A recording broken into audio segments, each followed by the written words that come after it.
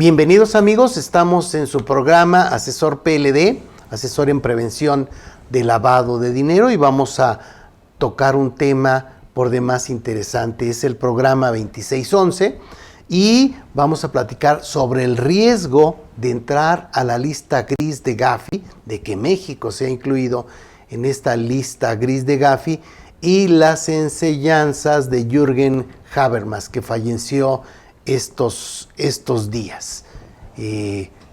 Habermas es como, digamos, como el Pelé para el fútbol, no sé, cosas así pudiéramos poner como temas. Digamos, Habermas para la filosofía sería como el rey Pelé para el fútbol. Tal vez estoy exagerando, ahorita lo vemos con Sergio. Y Sergio Salgado Román me va a hacer el favor de ayudarme con estos temas para aterrizarlos. El tema de Habermas es un tema muy aterrizable en este momento en lo que estamos viviendo en México. De ahí que debiéramos darle esa tesitura. ¿Cómo estás, mi querido Sergio? Querido amigo, ¿cómo estás? Qué gusto saludarte. Pues aquí contento y muy agradecido de verte aquí y verte muy bien. Entonces, y además, con este tema que comentas, que es más que actual, pareciera que uno hablar de filosofía está muy lejano, pero Habermas en concreto y en particular nos da muchas respuestas que quizá a preguntas que hoy andan así medias huérfanas, ¿no? Híjole, sí. También lo que hice fue, te mandé también un artículo que escribió Luis Castro Obregón en El Financiero, ¿por qué los políticos deben leer a Habermas? O sea que también fue un punto relevante. Y tal vez valdrá la pena, Sergio, platicarnos. ¿Tú qué onda? ¿Qué haces? Bueno. ¿Estudias o chambeas? Sí. Bueno, ¿qué hago? Pues principalmente estoy en temas de docencia, investigación, en el ámbito académico, ¿no? Y en el ámbito profesional, en el litigio andamos ahí. Y pues siempre como estudiantes permanentes, ¿no? Andamos en eso. ¿Y en el mundo de la filosofía?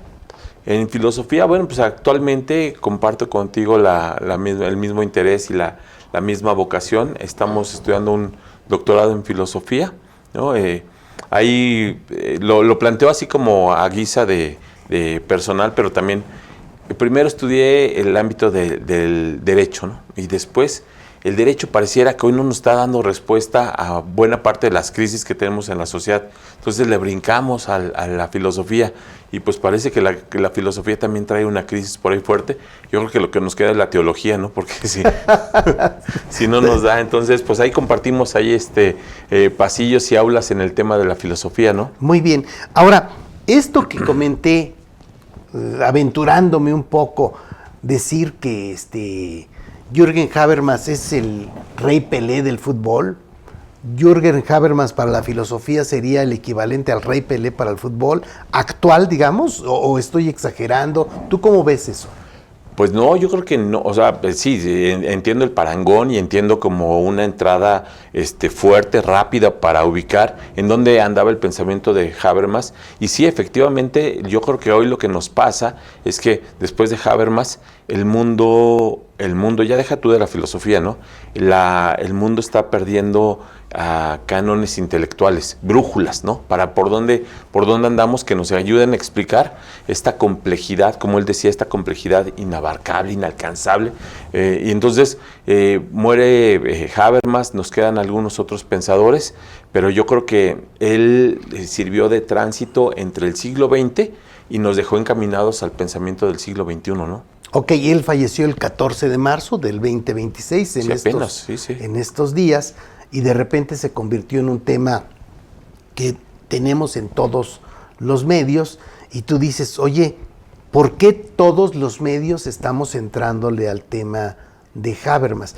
Y yo vi muchos artículos, te digo, a mí me gustó mucho lo que hizo Luis Castro Obregón con este tema, porque él dice que la obra del filósofo alemán, fallecido el 14 de marzo, es útil para pensar la política real y explicar cómo se desgasta un gobierno, cómo se vacía una democracia y cómo un sistema político empieza a perder piso, sin que necesariamente se derrumbe de un día para otro.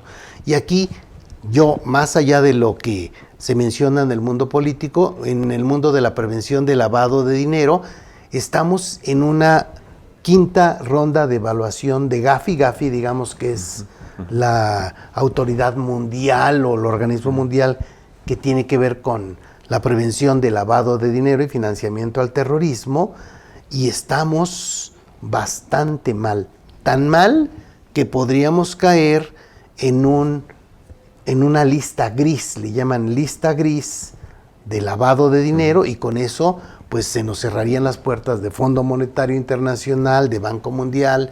Estaríamos en el peor de los escenarios. Esto lo mencionan varios analistas y estamos preocupados porque en este momento estamos sentados con Gafi tratando de chorearlo. O sea, somos un país que no cumple, nada más nos hacemos güeyes y inventamos.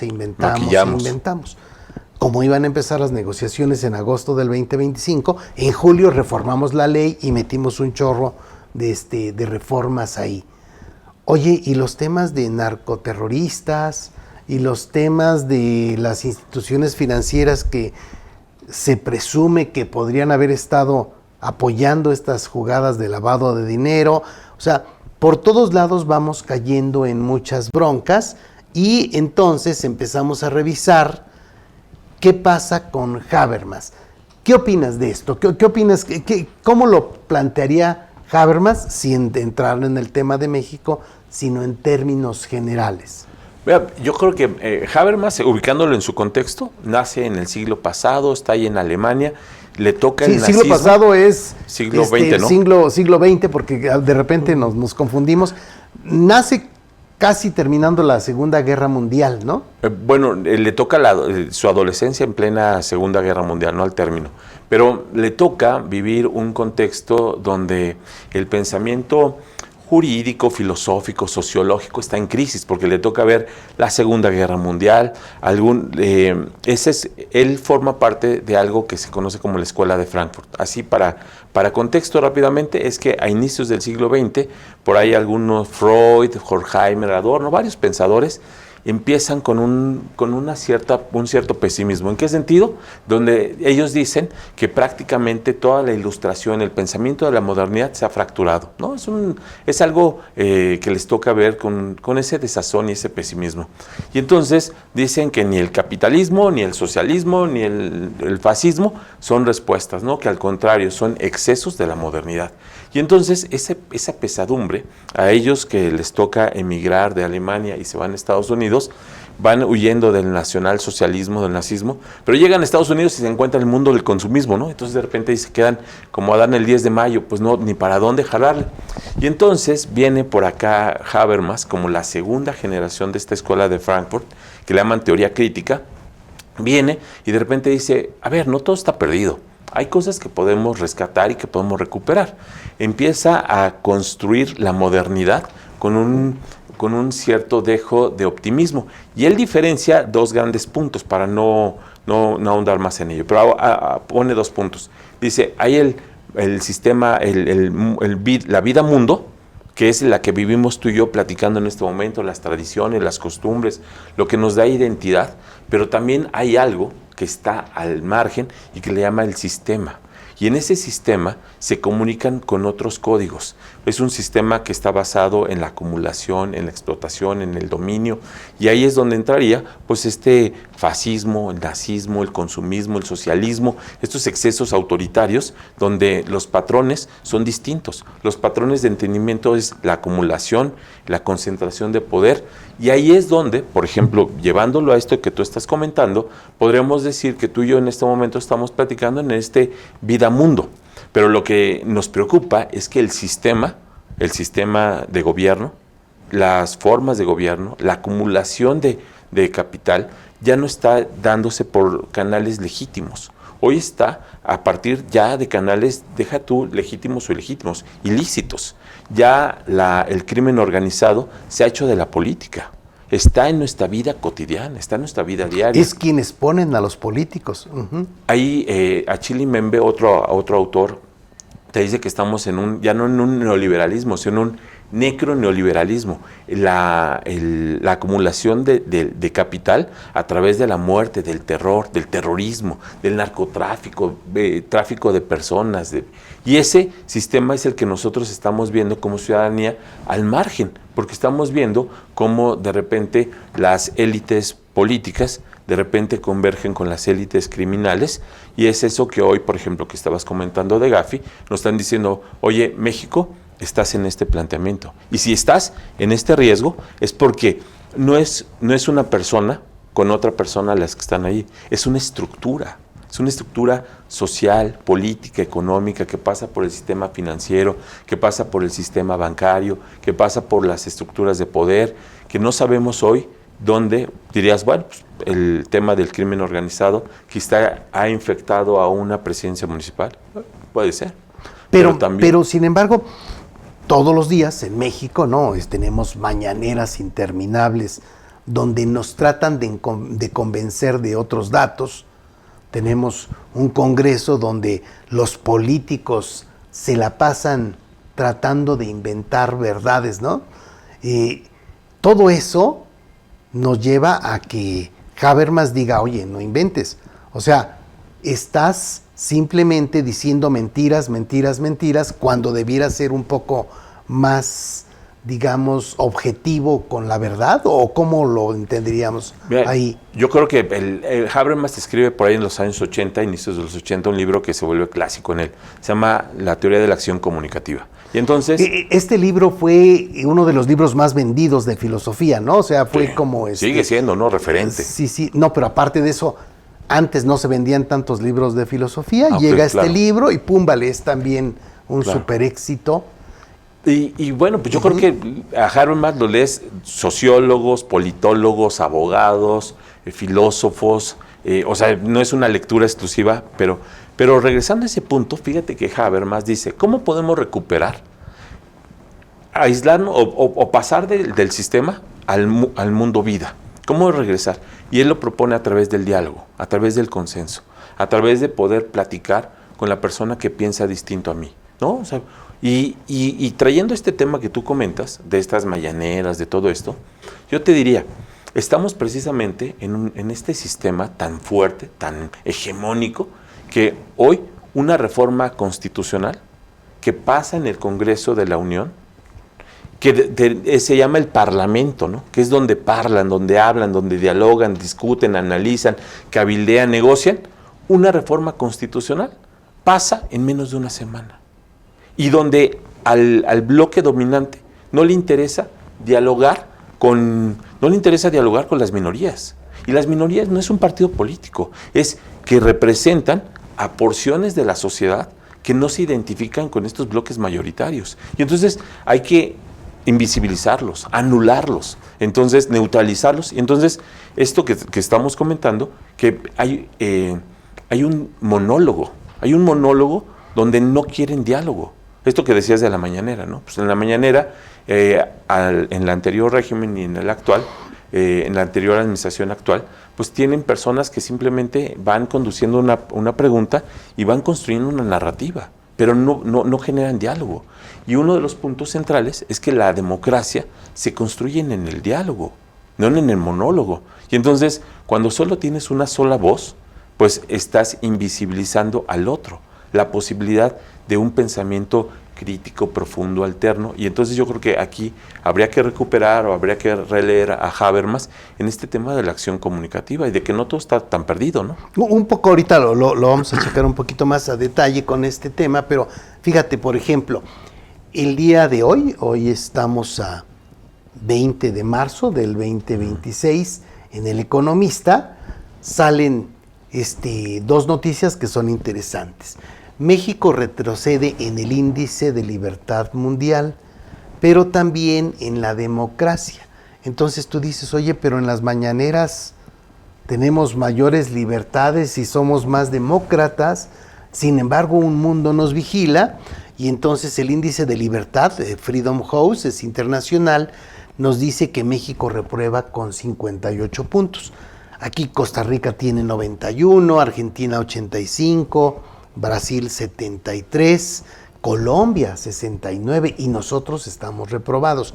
Esto es una realidad que está ahí, diferente a la que nos dibujan todos los días. Y por el otro lado, nos dicen en la mañanera, oye, tenemos la democracia más perrona del mundo, y resulta que democracia, VDM Institute, es un instituto sueco, nos dice que hay democracias liberales, ahí está Chile, Costa Rica y Uruguay, democracias electorales, donde está Brasil, Argentina, Bolivia, Colombia, Dominicana, Ecuador, Guatemala, Panamá, Paraguay y Perú, y México ya no es democrático, lo meten como un país autocrático electoral después de las elecciones del acordeón. O sea, eso es lo que somos. Claro. Ya no somos un país democrático, aunque nos lo repitan todos los días, con esta narrativa, digamos, facciosa, ¿no? Mentirosa, que tenemos que estar soportando o aguantando todo el mundo, y eso nos lleva a decir, oye, pues sí suena como que si Habermas lo que está diciendo es que se diga la verdad, que se evite estar convenciendo con mentiras, me suena un poco a Sócrates, ¿no? Cuando Sócrates decía, es que los sofistas se están manchando y engañando a la juventud, y entonces lo llevaron a juicio y ganaron los sofistas. Claro. O sea, a Sócrates le dieron cicuta porque no estuvo dispuesto a desdecirse que los sofistas son estos cuates que tenemos ahorita en las cámaras y en el gobierno. Autócratas. Y entonces dices, en la torre, o sea, ¿por qué no crucificaron a Habermas? ¿O sí lo crucificaron y se escapó? ¿Qué ocurrió? Fíjate que, para recuperar el hilo de lo que comentas, oye, si tú agarras y lees los libros de democracia, pones ahí en Google, ¿no? Dame los últimos 20 libros de democracia, todos te hablan que estamos en una crisis. Algunos les llaman cómo mueren las democracias, ¿no? How democracies die, otros les llaman la postdemocracia, hablan que la democracia no se construye en un día. De muchas maneras, hoy el mundo, al menos el mundo occidental, está viviendo, y no, bueno, ¿qué te digo el oriental? Está viviendo crisis con el modelo democrático, porque estamos viviendo el ascenso de autoritarismos, que llegan por la vía democrática, que sería el primer criterio, ¿no? El criterio electoral. Ya llegué, y entonces ellos dicen, soy democrático porque llegué por la vía de las urnas. Pero el segundo criterio, más fuerte y más potente, es cómo gobiernas democráticamente. Ya no cómo llegas, sino cómo gobiernas. Y en el cómo gobiernas implicaría libertades, tú lo que acabas de comentar, ¿no? Implicaría Estado de Derecho, protección a la propiedad, un montón de situaciones. Bueno, ahí es donde están fallando, porque estos autoritarismos llegan por la vía democrática y una vez instalados se dedican a desmantelar las instituciones democráticas.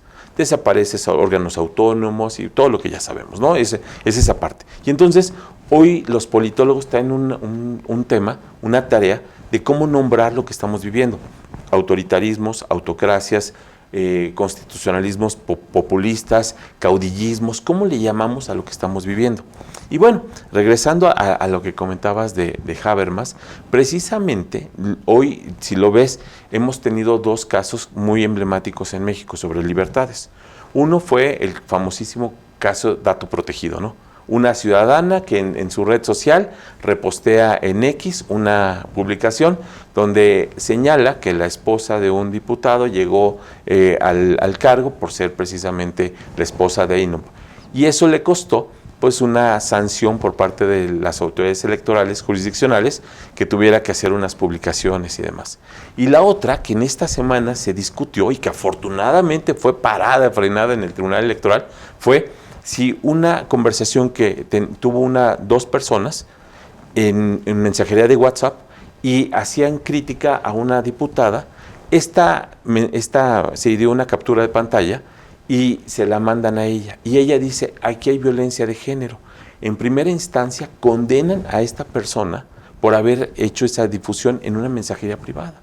Llegó al Tribunal Electoral y estábamos atentos de qué iba a decidir. ¿Por qué?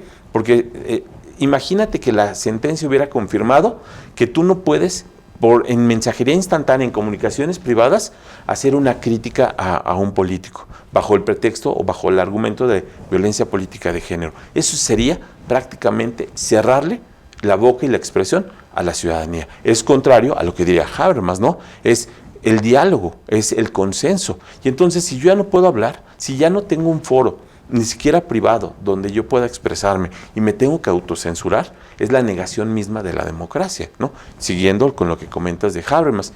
Y hay otro libro interesante de él que se llama Facticidad y Validez, donde señala que a diferencia de esos, de lo que venía haciendo desde la época del Estado absolutista, que la ley te la daba el emperador, el monarca, el rey, y era una ley que no se cuestionaba, las democracias contemporáneas se tienen que construir en el consenso, de tal manera que la ley no la veas como algo fuera de ti, sino que cumplo la ley porque proviene de mí. O sea, hay identidad entre lo que yo pienso con lo que veo externamente, pero cuando no se da, pues vienen rompimientos, por eso facticidad, hecho y validez de la norma. Y entonces hoy vemos lo que comentábamos, ¿no? Normas jurídicas, como hoy podrías tener para contribuyentes, como la materialidad, la trazabilidad, sistema represivo de terror hacia el contribuyente, de que te tienes que volver un guardián, un policía de tu trabajador, de otro, y es a lo que estamos llegando, ¿no? Pero eso, más allá de llegar, tú dices, oye, pues si llegamos y no pasa nada, ¿de qué te preocupas? Sin embargo, tenemos el caso de Cuba, ¿no? Ya como claro, un país que tiene ya muchos años con ese desgaste, o de Venezuela, que cayó muy rápidamente en lo que ahora parece que está ocurriendo en México. Decíamos, oye, es que nos parecemos a Venezuela, y la mayoría de los críticos fuertes dicen, no es cierto, ya no nos parecemos, ya somos igualitos, ¿no?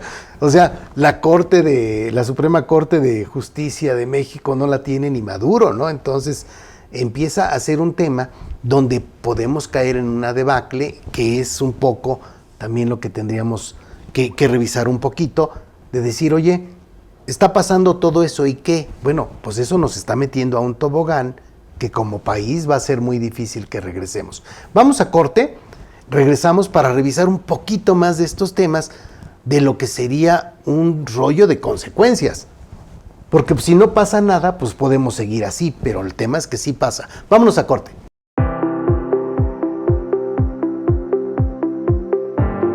¿Qué tal, amigos? Si ustedes realizan actividades vulnerables y tienen que cumplir con las obligaciones PLDFT, las obligaciones de prevención de lavado de dinero y financiamiento al terrorismo, contamos con una atractiva opción. Tenemos la membresía Asesor PLD, tienen la opción de que sea una membresía por un mes, por 3 meses, por 6 meses o por 12 meses. La pueden contratar de forma individual o por número de participantes por empresa. Recuerden que ahora tenemos una nueva obligación en la que debemos capacitar a nuestros directivos, a los colaboradores que participan en el proceso administrativo de la actividad vulnerable, a nuestro representante de prevención de lavado de dinero. Todos tendrán que cumplir con esta obligación de capacitarse, y esta opción de la membresía nos da ese chance, digamos, nos soluciona ese tema. Cuando estás en la membresía, tienes acceso a los cursos en línea grabados y sus carpetas de materiales. Todo el tiempo puedes entrar y revisar los cursos, ver los videos o ver las carpetas de materiales. Tienes acceso a los cursos en vivo en línea, a los diplomados de certificación de la UIF y de la Comisión Nacional Bancaria y de Valores que ya están grabados, al tema de beneficiario controlador. Recuerda que esta membresía te da acceso, por ejemplo, a estos cursos que ya están con las reformas a la LFPORPI del 16 de julio del 2025. Ya tenemos el de préstamos, ya tenemos el de reformas, tenemos el de arrendamiento, ya están grabados, pero además podrás entrar en vivo en línea a los siguientes cursos que están el de notarios, después tenemos el de donativos, tenemos el de vehículos y tendremos que ir avanzando con todas las actividades vulnerables e ir resolviendo los temas que continúen saliendo. ¿Por qué debieras comprar esta membresía? Fíjate que tienes, aparte de todo lo que veíamos de los cursos, tienes asesorías por correo electrónico, tienes hasta 2 asesorías por correo electrónico por cada mes de membresía contratado. Con la membresía de 6 meses, además tienes 2 asesorías programadas en videollamada.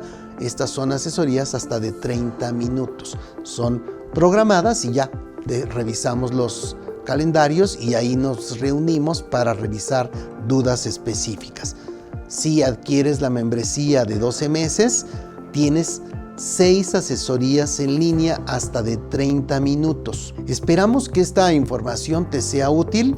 Valdrá la pena que contrates esta membresía. Pregunta a alguien que ya la tenga qué le ha parecido, si le ha funcionado y pudieras probar con una de un mes o con una de 3 meses o si quieres o si necesitas las asesorías, tal vez la de 6 o 12 meses.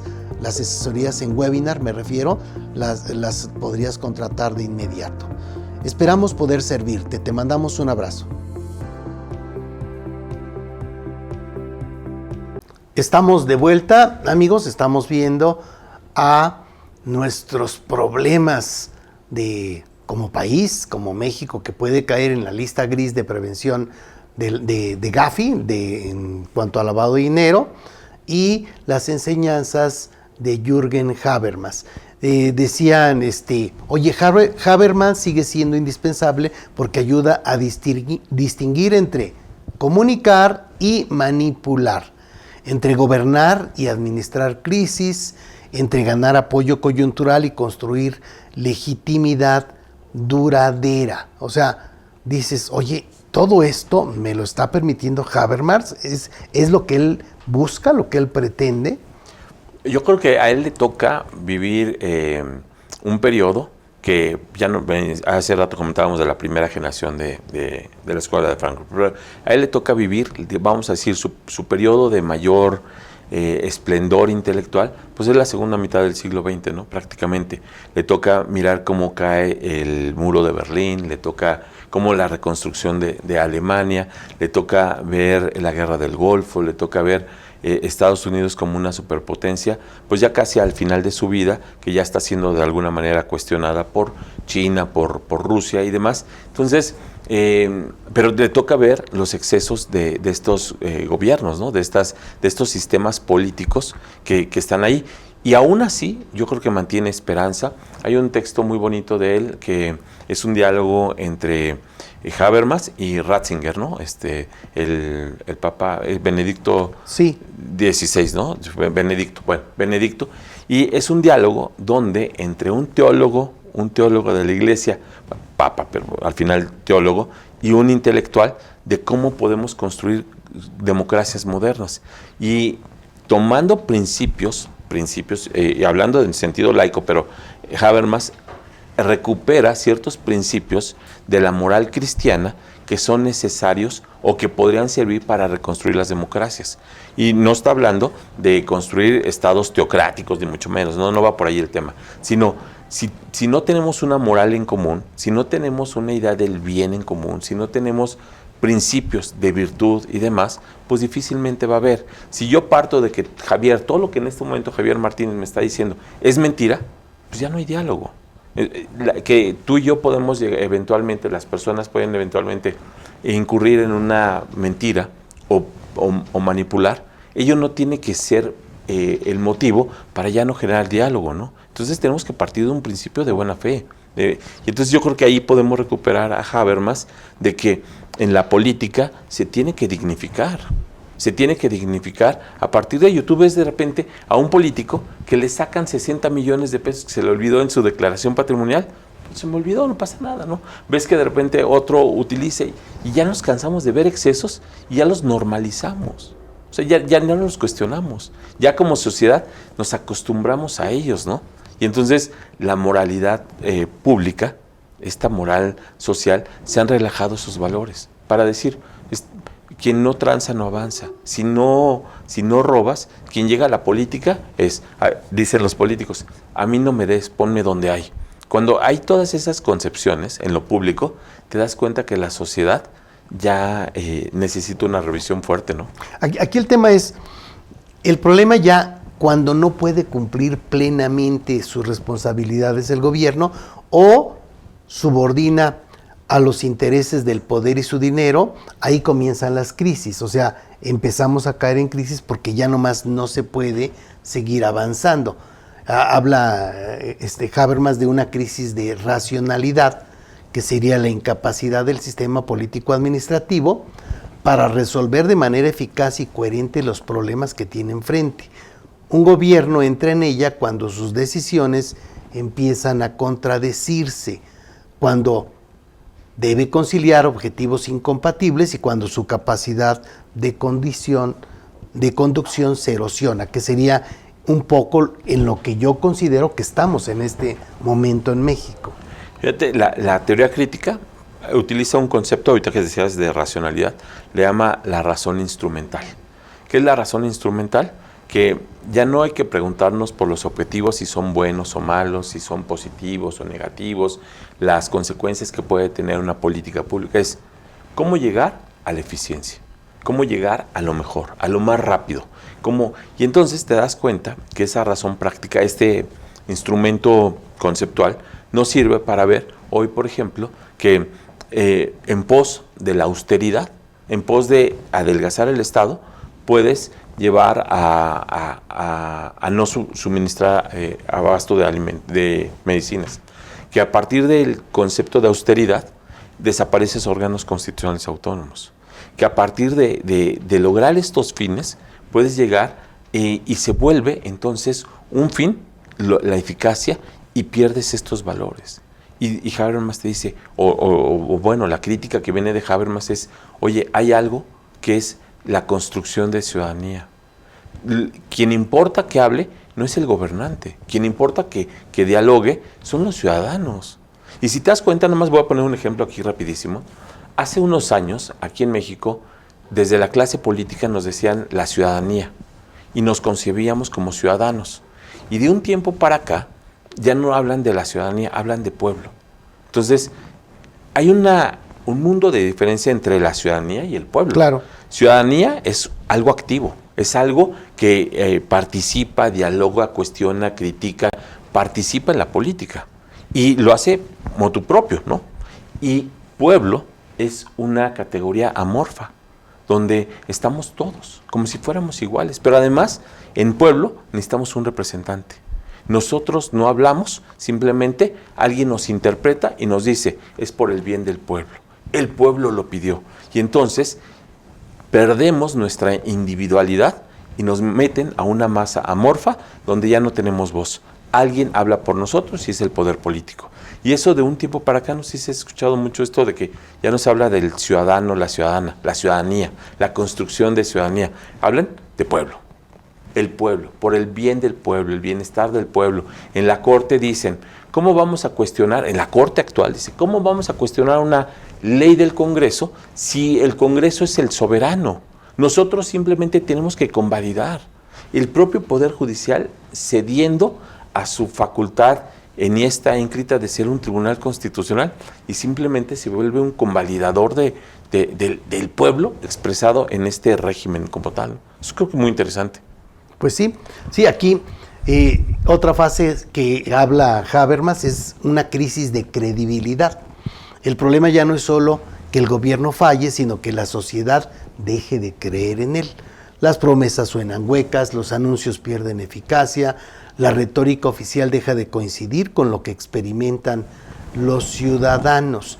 Y entonces esto nos lleva a que, oye, espérate, todos los días nos dicen que la popularidad de los políticos es altísima y tú dices, pues sí, pues es que si a mí me preguntan qué opino de la presidenta, no, pues es excelente, si no me van a quitar mi pensión de viejito, ¿no? O sea, o la de estudiante, o la de los alumnos, o la de las señoras, o sea, todo esto siento como que tengo la obligación de hacer como que creo, aun cuando ya suena como que es algo que nadie cree, ¿no? Y entonces también hay una crisis de seguridad, una crisis de legitimidad, y aquí entonces se pone en juego la justificación misma del poder. La ciudadanía deja de ver el orden político como justo o digno de obediencia. ¿Esto en qué momento puede ocurrir? En este momento, en tanto no haya un problema en el que se escape la inflación o entremos en una crisis financiera, se podrá aguantar todavía un rato. Pero ¿cuánto tiempo, no? O sea, ¿será hoy el día? ¿Será hoy el día en el que se caigan otros puntos? Y aquí es donde yo estoy preocupado, mi querido Sergio, porque si Gafi decide que entramos a lista gris de los países que no están colaborando para evitar el lavado de dinero y el financiamiento al terrorismo, nos va a caer por ahí una bronca en la que se empiezan a caer todas estas pelotas que están malabareando los políticos. Claro, pues fíjate, bueno, ya aquí ya no sería de Habermas nada más, pero por ahí se ha construido un concepto que nos ayuda a entender muy bien lo que estamos viendo, la posverdad. Este momento de posverdad, donde ya no importa el discurso político, que se soporte con evidencia, con verdad, con cifras, con estadísticas, sino vemos hoy políticos que apelan a las emociones. Y te pueden estar engañando, y sabes que te están engañando, pero lo das por cierto, porque es a quien le crees. Entonces, hablando de la razón, eso sería una fractura de la razón. Pero bueno, tú ahorita comentas, por ejemplo, de Gafi, y ahí sí son números muy claros. ¿Cuánto de nuestra economía está influida, está inflada, está determinada por dinero sucio? Y no es el dinero que hace un contribuyente que le factura a otra persona 1,000, 2,000, 3,000 pesos, ¿no? 5,000, 10,000. Es cuánto pasa por el sistema bancario, cuánto pasa por los bancos del bienestar, cuánto viene de remesas, cuánto viene. Y ahí es a donde, por ejemplo, nos están poniendo los ojos sobre la mira, ¿no? Porque no estamos cumpliendo esa parte. Porque estamos viendo, imagínate nada más este punto. Cuando al líder histórico de cierta organización criminal de allá de Sinaloa termina en Estados Unidos, ¿no? Ya sabemos quién es. De repente negocia, pacta, entregar 15,000 millones de dólares. 15,000 millones de dólares. Es algo brutal que en México está nunca lo vimos. entre abril y junio, ¿no? Oye, sí. Y aquí nunca lo vimos. Sí. La UIF, Hacienda. Pero no hagas esto porque inmediatamente 49 bis del Código Fiscal, la materialidad, te suspenden tu sello, ¿no? Y demás. Y por acá hablas de miles de millones de dólares y esos no se ven en economía, en dinero que está en la economía formal, en instituciones de salud, en instituciones bancarias, de comida, de alimentación. Entonces, es un tema muy interesante. Pues hay un desafío, sí suena por demás interesantes. Les comento, amigos, tal vez valdrá la pena que le echemos una ojeada a estas notas que consideramos para esta plática. El martes 17 de marzo del 2026 en El Financiero, Luis Castro Obregón escribió este artículo de por qué los políticos deben leer a Habermas y de lo que tenemos en el Economista de hoy. O sea, nada más ves el día que quieras y ahorita el día de hoy, 20 de marzo del 2026, tenemos un artículo de Alberto Aguirre que se llama Signos Vitales, Actividades Sospechosas, donde dice, oye, pues estamos con Gafi sentados en la mesa con puras cosas huecas, no se ve cómo puede ser que esto funcione y además los retrocesos, ¿no? Las dos devaluaciones, la devaluación que tenemos en la libertad y la devaluación que tenemos en la democracia, que vienen también en artículos del Economista del día de hoy, que valdrá la pena que consideremos. ¿Por qué debemos leer a Habermas, mi querido Sergio? Pues mira, yo creo que es ahora que andamos como sociedad medio extraviados, medios perdidos, la humanidad anda media extraviada, como que nada más nos dedicamos a trabajar, como la rata que está encima de la rueda nada más girando. De repente nos hacen falta referentes intelectuales, ¿no? Como recuperar parte del sentido de la vida, ¿no? La crítica que hacen todos estos autores, Habermas como segunda generación de la Escuela de Frankfurt y la tercera generación, y filósofos actuales, nos enseñan como que a mirar, a criticar, a cuestionar este sistema que de repente puede ser muy, muy frío, muy cruel, de dominación, de trabajo, de producción, de autoexplotación. Entonces yo creo que regresar a estos autores, tú citabas hace rato a Sócrates, pero regresar a Platón, a Aristóteles, a estos grandes pensadores que han construido el pensamiento en Occidente, nos va a ayudar a encontrar un poquito para dónde vamos, ya no de dónde venimos, ¿no? Ya estamos aquí, ¿no? Sino para que en el tiempo que esté cada quien en su vida, claro, en el primer tiempo, medio tiempo, segundo tiempo, donde ande, darle un poquito más de contenido, ¿no? Y sobre todo, yo creo, regresando al punto donde empezó el diálogo contigo, que amablemente te agradezco, es construir ciudadanía. Si carecemos de elementos, ¿cómo vamos a cuestionar al poder si no tenemos libertad? Y libertad no nada más es decir sí o no. Libertad es tener el criterio, la razón, el arbitrio y para tomar decisiones y tomar las mejores decisiones. Entonces, la mejor forma es tener un criterio informado, ¿no? No nada más recibir lo que nos viene de manera unidireccional, desde el poder, de manera vertical, sino también generar un diálogo, un cuestionamiento, ¿no? Entonces, hay que leer economía, hay que leer derecho, hay que leer filosofía. Yo creo que es la forma de construir ciudadanía, ¿no? Bueno, en este caso ya incluso no solo leer. Si tú googleas Habermas, en este momento vas a encontrar infinidad de análisis, de videos, de personas que como nosotros están tratando de explicar por qué es importante un filósofo de este nivel y seguro que nos puede ayudar. Entonces, valdrá la pena recomendar, googleen Habermas y pónganse a ver videos, los que quieran, para que podamos criticar y tratar de entender un poco a este filósofo alemán. No, pues excelente, hay que leerlo. Muy bien. ¿Qué más, mi querido Sergio? ¿Listo? Listo, te agradezco. No, hombre, nos vemos en el siguiente y estamos como siempre a sus órdenes. Les mandamos un abrazo.